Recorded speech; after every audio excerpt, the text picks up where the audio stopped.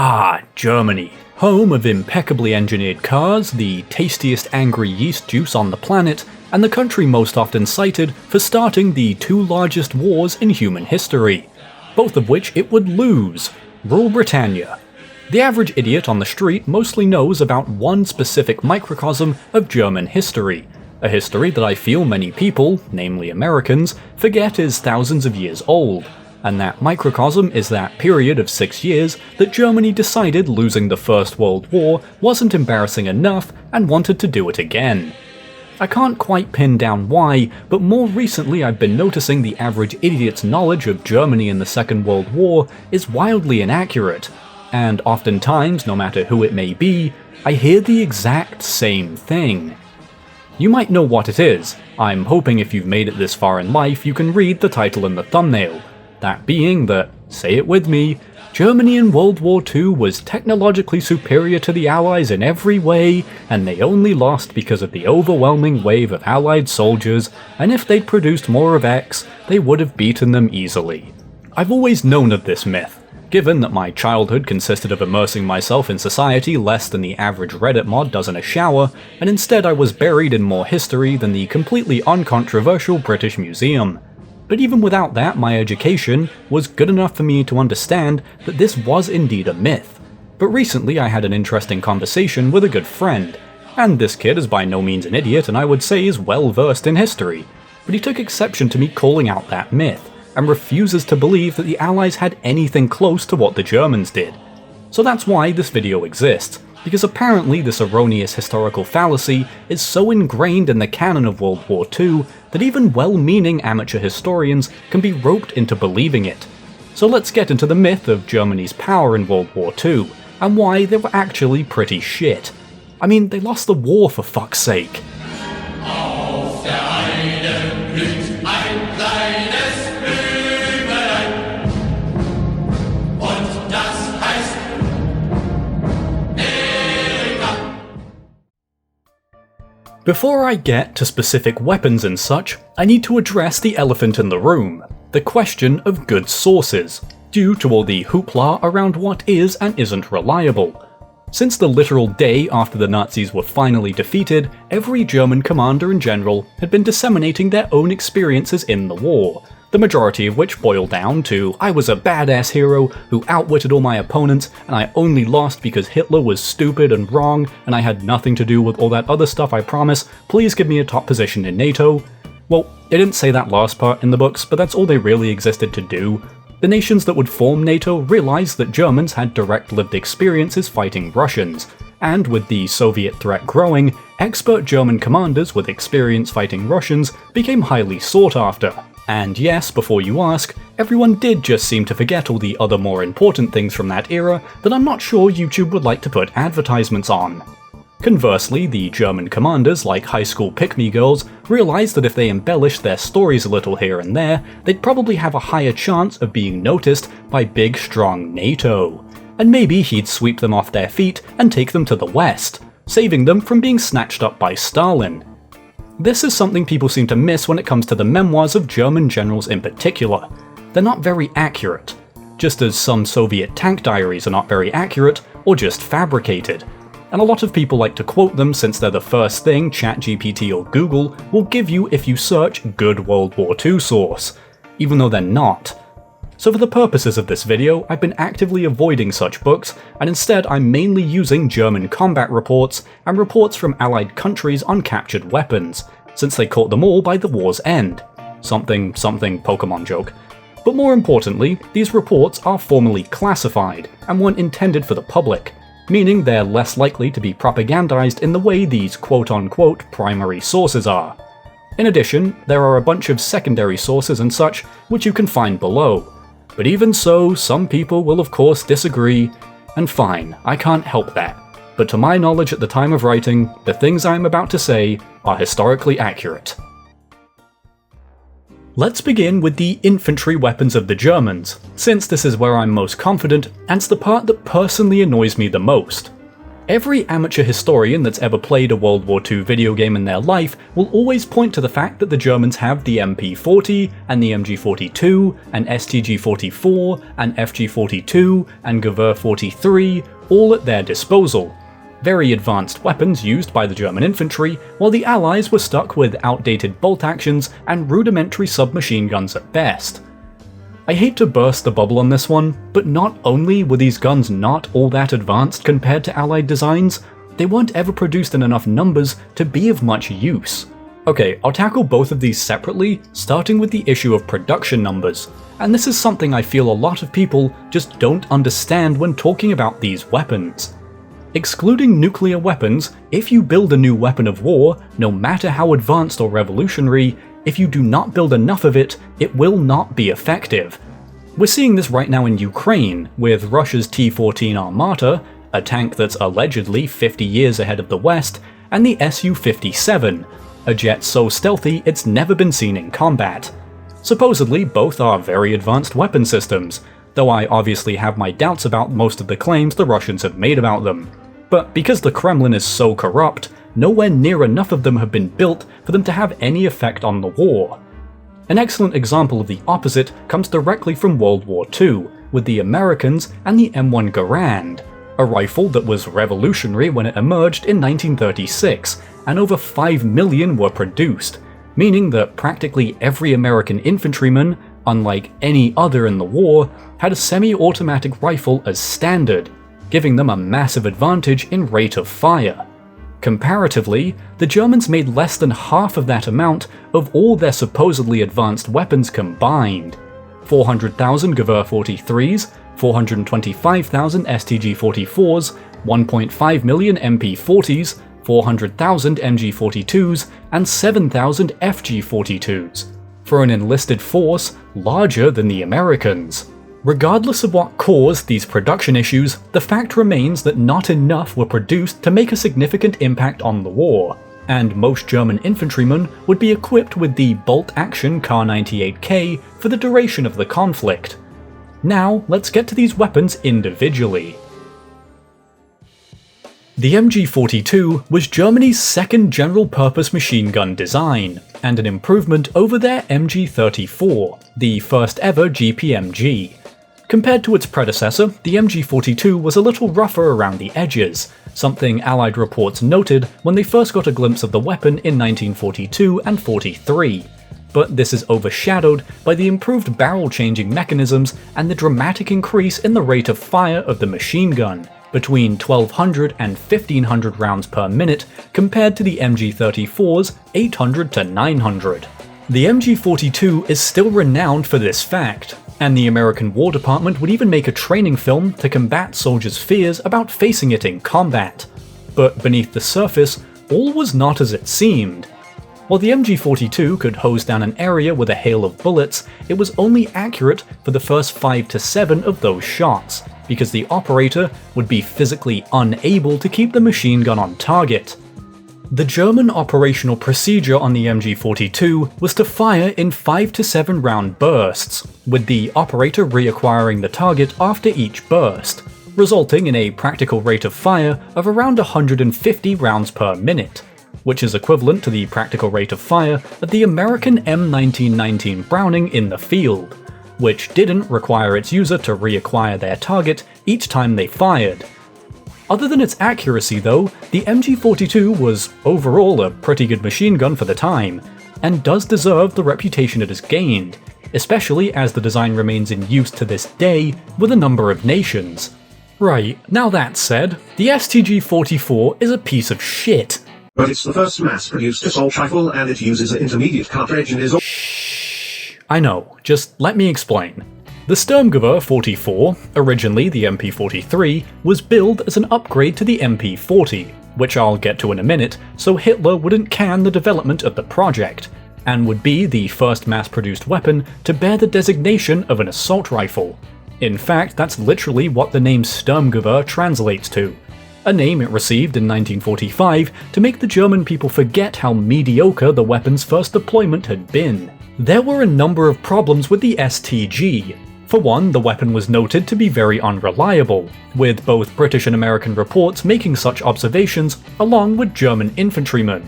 The STG was also noted to be about as controllable in automatic fire as a pit bull on a preschool playground. The receiver could be bent by dropping it, something that could happen quite easily in, oh I don't know, a combat zone, and it was bulky even for a weapon from that era. But I'm not done yet! The rifle was created in response to the Soviets' widespread usage of submachine guns, in order to give the Germans a way to match the rate of fire of their enemy, and would use a completely new cartridge, the 7.92x33mm Kurz cartridge. This on its own is problematic for two reasons. Number one, German war production was already withering from years of war and the weight of sustained Allied bombings, and the mass manufacture of this new cartridge would put even more strain on Germany's already struggling industrial capabilities. And two, the Eastern Front, where ammunition and supplies were already scarce, the new cartridge being supplied en masse would do nothing but exacerbate the logistical problem that had been crippling the Germans since 1941. More than anything, as with much of the quote-unquote advancements made by the Germans, the STG-44 served as a propaganda piece, a new wonder weapon to turn the tide of the war and reinvigorate the German armed forces that were down but not out yet. But no matter how hard they tried to convince their people, the STG would not stop the bombing raids. It would not end the logistical nightmares the German soldiers had been dealing with for years, and it would not change the course of the war in the slightest. The STG's real impact on the world comes instead after the war, with captured Sturmgewehrs serving as at least a reference for a number of post-war designs such as the G3, FN-FAL, and AK-47, and its use of an intermediate cartridge becoming the way forward for rifle designs as the Cold War progressed. The MP40, despite being the most heinously overrated of any of the German infantry weapons, is actually quite a good submachine gun, at least for the time. The iconic German SMG was a product of wartime, entering production in 1940, but it was the culmination of over a decade's worth of German submachine gun research, making it one of the more refined SMGs from the war, at least on paper. You see, the MP40 would fall victim to similar problems of manufacturing and logistics as every other German weapon, meaning wartime MP40s, as a result of either material shortages or an emphasis on making as many as possible, wouldn't always be of the same quality of their pre-war predecessors, the MP38 and EMP, but the main issue with the submachine gun would be exclusive to the Eastern Front. The Soviets, after receiving a massive L from Finland in the Winter War, would invest in creating new submachine guns. Do communist governments invest in things? Like, what's the communist translation of investing? The Soviets would do a communism and create the PPSH-41, and then, once they'd fixed their diabolical logistics issues, started equipping entire platoons with them, which became problematic for the Germans, as not only were the Soviets charging at them with guns instead of sticks now, they were charging at them with automatic submachine guns carrying 71 rounds of ammunition in each magazine. Something logistics issues, and the MP40 just could not be fielded in numbers large enough to consistently get fire superiority over the PPSH, resulting in the creation of a dual-magazine MP40 variant in order to fix the issue, but this would be dropped in favour of the aforementioned STG-44. Overall, the MP40 was just as effective as most Allied SMGs, such as the Thompson or British lead pipe, being reliable and accurate at close ranges, but it's been elevated to such a legendary status I felt it needed to be taken down a peg. Finally, the FG-42 and Gewehr 43, which are probably the easiest ones to explain. The Gewehr 43 is overshadowed, no, eclipsed by the M1 Garand, which was overall a much better and more effective semi-automatic rifle design, and that's all I have to say on the issue. On the other hand, we have the FG-42. This weapon is usually cited as the most advanced German infantry weapon, and thus the most advanced infantry weapon of the war, and the pathetic allies with their small minds had nothing close to it. They did. It was called the M1941 Johnson machine gun, which was equally as shit. The FG-42 was designed as sort of a one-size-fits-all weapon for German paratroops, and it succeeded in supplanting none of the weapons the Germans were fielding, as with almost every other attempt at making such an infantry weapon. It was heavy, notoriously unreliable, hard to control, and expensive to produce, reducing it to little more than a status symbol for those that were unfortunate enough to be equipped with it. It was too large and unwieldy to serve as a reliable submachine gun replacement, and it lacked the magazine capacity to operate as a reliable light machine gun replacement, though it could theoretically be a viable replacement for the role the Kar-98K occupied, if it didn't cost 1,000 million times more to make. So that then begs the question, what the fuck is the point of the FG-42 aside from as a status symbol? I mean, there had to be a reason the Germans quickly moved on from it in favour of the STG-44 and MG-42, and why the only mass-produced weapon ever to be based on the FG-42, the American M60, ended up being one of the most problematic weapons in their arsenal, though the pig is a whole nother conversation. Okay, that does it for my yapping on the infantry weapons. Let's talk tanks. Tanks. Angry steel boxes with big fuck-off cannons strapped to the top. These things slowly crawled onto the battlefield to break the trench-induced stalemate of the First World War, and failed miserably, often being unreliable and incredibly vulnerable to the unfathomable amount of artillery that sat behind the front-line trenches. But by the time the sequel rolled around, tanks had become a shit ton more effective. Tanks became an intrinsic part of Germany's blitzkrieg style of warfare that overwhelmed the Allies at the start of the war, and they quickly began developing a range of tracked armoured vehicles to sustain future blitzkrieg style attacks, only to then build a shitload of static defences once they'd conquered France.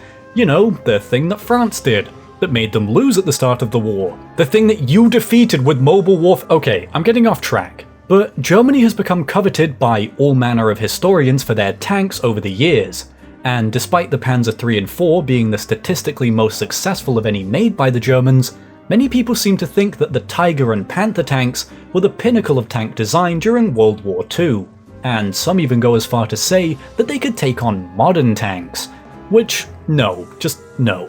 Tiger versus like a Challenger 2 or an Abrams? No. Look, they were not bad tanks in their day, but I would put a bet on MK fucking Dons to win the Premier League before betting on a Tiger to beat an Abrams. Tanks are often judged on pretty surface level stuff. It have bigger gun, it go faster, it have thicker armor. And if you want to judge tanks solely on that, sure, go ahead. But when you ask me at the family reunion why you have to sit at the kids' table, this is why. These three aspects of tanks are, yes, very important. If I was riding around in a cardboard box with an M2 Browning strapped to the front, being pulled by a donkey, I wouldn't stand a chance against even the most basic of tanks. But there is a lot more to what makes a tank good. The trick here is to think of them similar to how you think about cars. It's no good looking all cool and intimidating if your engine is unreliable, or if your ride is terrible, or your interior is cramped, or your visibility is poor, etc. All of these things apply to tanks in addition to the guns, the speed and the armor, and it's here where German tanks begin to fall apart, both figuratively and literally. Let's start with the Tiger tank, possibly the most famous German tank of the war, and certainly the most mythologized, though this is beginning to change. At a glance, the Tiger seemed to have it all: a devastating 88mm gun, thick armor, and for a tank that weighed some 60 tons, or a whole American, it was quite speedy. Unfortunately, beneath these advantages over many Allied designs lay a litany of problems that would ultimately make the Tiger one of the most disappointing tanks of the war. Christened the Tiger by Ferdinand Porsche, it would fall victim to the same problem many of Porsche's cars would in the late 20th century. It was about as reliable as an original Xbox 360. The tank's weight would often shred the engine's gears and damage critical parts of the suspension, and the engine would struggle to push the near 60-ton behemoth to full speed, with the engine being under incredible stress if it could even get the tank to go that fast. The Germans, in their infinite wisdom, decided to just not build spare parts for their vehicles as the war progressed, meaning that more often than not, if a Tiger broke down, you'd better hope there was an abandoned one nearby to steal parts from, or you were shit out of luck. Furthermore, the Tiger required 3 times the money and man-hours of the Panzer III and IV to build, making mass production almost impossible, and the tank became increasingly irrelevant as Germany's resources began drying up quicker than a woman on a date with a crypto trader in the later years of the conflict. Though the Tiger would be one of the easiest to operate tanks of World War II, none of its advantages could outweigh the fact that when the engine, that spare parts were not built for, inevitably broke down, it was bye-bye Tiger tank. While certainly not as amazing as some would have you believe, no, it did not take 5 Shermans to defeat a Tiger, go back to the kids' table, it was still a formidable opponent to the Allied tanks. But there is a reason only a handful survived the war. The Panther, on the other hand, often touted as the best German tank of the war, was much cheaper than the Tiger, as well as being much quicker to build, being the German answer to the equally as overhyped Soviet T-34, which suffered from its own laundry list of problems, contrary to the godlike reputation the Soviet design seems to have gained. Similar to the Tiger, the Panther had an excellent gun, solid armor, and was quick enough for its size.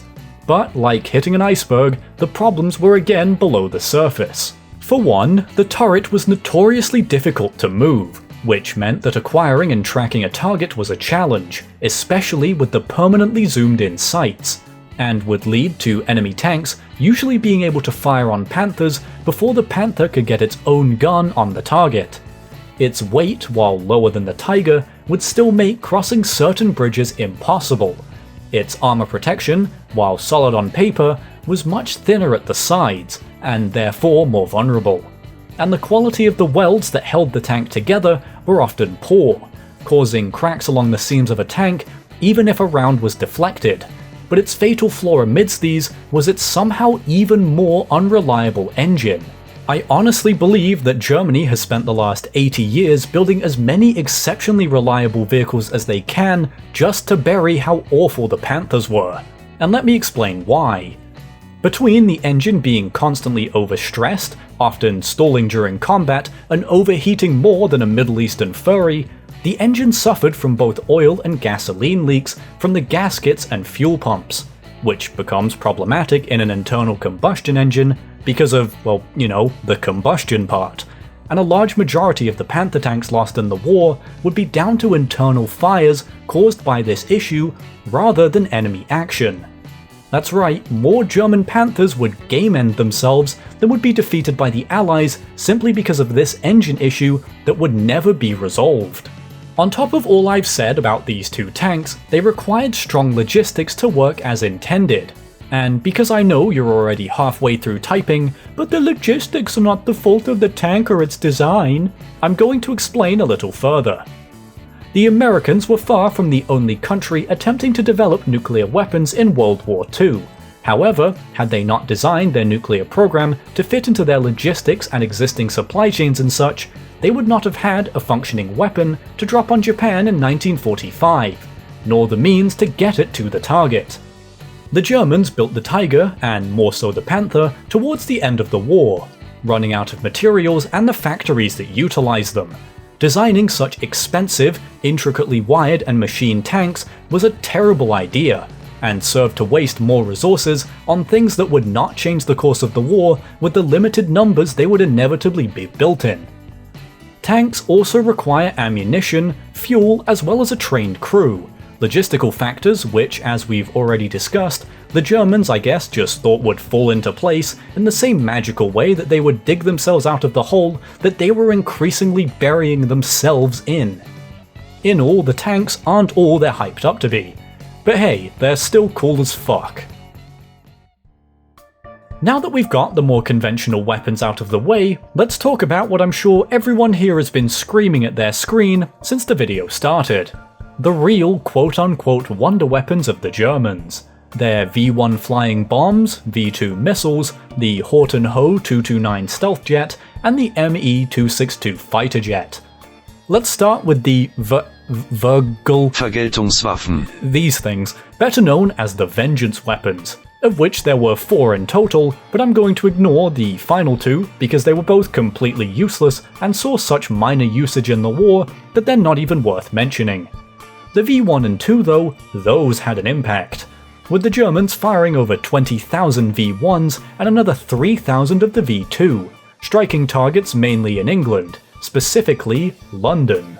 The V1, better known as the Buzz Bomb or Doodlebug, or "Oi mate, that's an odd looking aeroplane innit," was the first operational cruise missile to be launched, zooming over the English Channel at 400 miles per hour, sounding like a 50-year-old moped as it approached the historic capital, until the engine cuts, silence, and then explosion. Beyond anything, this was the true impact of the weapon, the psychological damage it did, and the main flaw of the weapon would, in a way, amplify this damage even more. You see, the V1s were not accurate. Only around 2,400 actually hit London, but that inaccuracy meant that for the British, once they heard the characteristic hornet's nest sound of the V1 overhead, nowhere was truly safe because anywhere could be hit by the bomb. And this was sort of the point of the V-weapons, to just scare the shit out of the Brits to try to break their spirits. But honestly, by this point, the Brits had been bombed so consistently for so long that after the initial shock of the new weapon, it probably just became another part of wartime life. Up there with rationing and sending your kids off to live with strangers in the countryside indefinitely. You might be noticing that I'm not shitting on this weapon like I have for most everything else in this video. And that's because the V1 kinda deserves its reputation. Sure, it wasn't all that accurate and didn't change anything about the war, but it wasn't really meant to. The V-weapons were Hail Marys, a last-ditch attempt to get the Allies to capitulate by terrorizing their populations en masse, and as a weapon of pure terror, the V1 certainly fits the bill. Now that said, the V2 is nothing close to what people claim it is, and was actually a giant piece of shit. While being the successor to the V1, the V2, which sadly doesn't have any cool nicknames, had a different mission: to turn the tide of the war. Yes, so impressed was Hitler by the V1 that he genuinely believed that the sequel would be the Wunderwaffen to finally break the Allies, and unfortunately, the weapon's similar lack of accuracy meant that for the purposes of long-range precision strikes, it was next to useless. Sure, the V2 hit things, but rarely was it what the damn rocket was aimed at, and in terms of psychological impact, you know, the main thing the V1 succeeded in, it was abysmal. The V2, as a rocket, was much more advanced, travelling at over 3,000 miles per hour, and it would still be moving at nearly 1,800 miles per hour when it hit John Buckingham's barn in the middle of Mugswell, meaning that you wouldn't hear or see it until you suddenly woke up and realised that your barn was no longer there. While some saw this as absolutely horrifying, many equated it to just being struck by lightning or smitten down by God for your many sins, taking away the key aspect of the V1's effectiveness against British morale. The Germans looked upon the V2 and thought this was brilliant, determining that this would be the weapon to win the war. But again, it would end up achieving next to nothing, doing little more than getting Wernher von Braun a ticket to the United States once the Third Reich fell. Because of von Braun's later involvement in getting the United States to the final frontier, the V2 was often hailed as the first quote-unquote space rocket, as it were. Now, this isn't entirely inaccurate. A V2 test rocket was launched straight up in the air in 1944, which reached well beyond the edge of space, but it lacked the power to reach orbital velocity and fell back to Earth as intended, thus becoming the world's first suborbital spaceflight. Despite this, the highest most V2s would reach was around 20 kilometers below the edge of space, rarely going higher during their flight, and even though von Braun's dreams of spaceflight would be realized during the Cold War, the V2 might as well have been a giant slingshot for all the practicality it would have actually had. The V-weapons were effective as weapons of terror, but for any kind of strategic usage, they were pretty hopeless. Now onto a more fun one that I bet a few of you were confused about when I said it a few minutes ago. God, how long have I been ranting for? Anyways, the Horten Ho 229. With the fetishization of the Nazis in recent years, and the access to information the internet has forsaken us with, every goblin and ghoul has found their own German Wunderwaffe that was developed or experimented with, or, as was most common, dreamed up by a semi-qualified man of fighting age that had become aware of the realities of the war and was looking for a way to avoid being sent to the front lines. As a result, there are dozens upon dozens of absolutely insane ideas that were documented by the Germans that people love to latch onto as evidence of how incredibly advanced German technology was, when really many were just pipe dreams to keep desperate men away from the war. The actual madhouse experiments were occurring in England, which are worth a look into. For the longest time, the most notorious of these has been the Horten Ho 229. Because, well, if you look at it, rub some Vaseline into your eyes and then squint a little, it kinda looks like a stealth bomber. Irrefutable evidence of advanced German stealth planes! Yeah, no, I'm gonna make this quick. The Horten was a prototype jet-powered flying wing, first taking flight in an engineless glider form in 1944, and then having a handful of test flights in early 1945. And that is the end of the real story of the Horten Ho 229. But some people who don't know that flying wings have existed since aircraft have been in development think this is a stealth jet, so some professionals set out to shut them up. In the early 2000s, a team from Northrop, the developers of the B-2 Spirit, an actual stealth aircraft, rebuilt a 229 using surviving blueprints, as well as the only surviving 229 from US government storage, coating it in something called charcoal black, a substance the original designer claimed he was planning to coat the plane in to make the aircraft radar invisible, and found that no, it was not stealthy at all. Yes, its radar signature was slightly smaller than a traditional aircraft, but that's because it's a flying wing. The whole aircraft is one smooth mass. There aren't many protrusions or external elements like a traditional aircraft would have that increase its radar signature. And that charcoal black stuff did absolutely nothing to deflect or absorb radar beams. Anyways, not a stealth aircraft, just an early prototype jet-powered flying wing. Finally, we have the Me-262, the world's first jet fighter. And credit where credit's due, the Germans do deserve some for this. The aircraft was actually pretty well designed and worked quite well, being magnitudes faster than anything else in the sky. But as with everything else I've mentioned, logistical issues undercut any advantages the aircraft could have provided. The Germans built some 1,400 of the 262, but only 300 at most were ever operational, and by the time they entered service in 1944, they would be outnumbered nearly 30 to 1 by Allied aircraft, meaning that by sheer weight of numbers, the 262 would be decimated. My main gripe with the legacy of this aircraft is that, comparatively for the era, it wasn't even that advanced. Yes, it was the first jet fighter to arrive on the scene, and the only one to see air-to-air combat before 1945, but Germany was not the only nation experimenting with these aircraft. The British produced their own jet-powered fighter during the war, the Gloucester Meteor, which, while slower and carrying less armaments than the 262, would continue to be in service into the 1950s, 60s, and even 70s in some places. The Meteor would first take flight less than a year after the 262's first jet-powered flight, though neither aircraft would make much of an overall impact on the war. But in terms of aviation prowess, the Brits were only slightly behind, if not on par with the Germans. Again, the 262 was an incredibly impressive aircraft for the era, but as evidence of Germany's technological superiority, it doesn't hold much weight when the Allies had a similar aircraft. However, the numbers the 262 was produced in compared to the Meteor are evidence of something much different about German technology during World War II. Nazi Germany built weapons out of desperation, not because they worked. I'm not sure if you've caught onto the trail of breadcrumbs I've been laying throughout this video, but this is really the main takeaway from all of the supposed technological advancements and superiority of the Germans during World War II, at least in my opinion.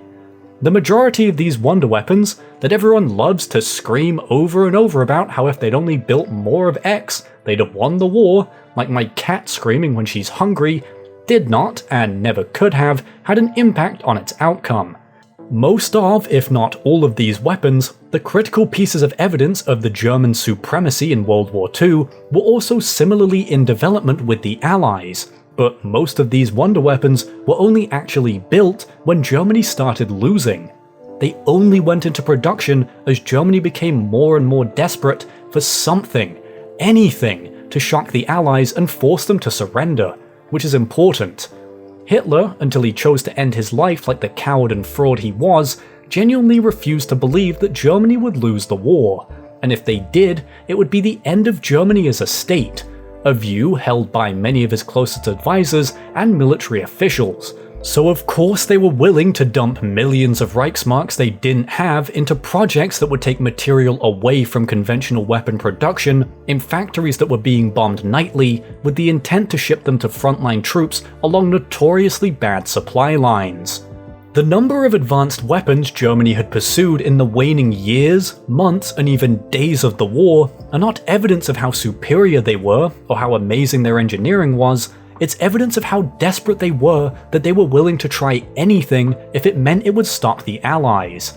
And German civilians that wanted to save themselves from fighting would happily play into the Nazis' fantasy if it meant they would be spared being thrown into the meat grinder. Sure, some of these weapons worked, and maybe if they'd been developed earlier, they would have been better. But the fact remains that most of them would never be anywhere near what the Germans needed them to be, nor were they close to what the propaganda claimed. Instead, most were nothing more than poorly realized prototypes produced in a futile effort to delay what Hitler had feared for so long, the humiliation of the German people by his own doing.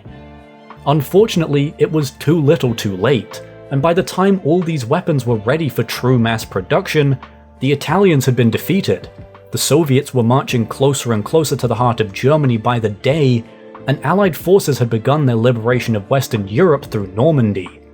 Nothing was going to change Germany's fate now. Not a new tank, not a new missile, not a new jet fighter, not a new assault rifle. The war should have been over, and it's truly a tragedy that the Nazis chose to build pointless superweapons instead of reading the writing on the wall and ending the bloodshed they had begun. 75 million combined civilians and soldiers were killed in World War II.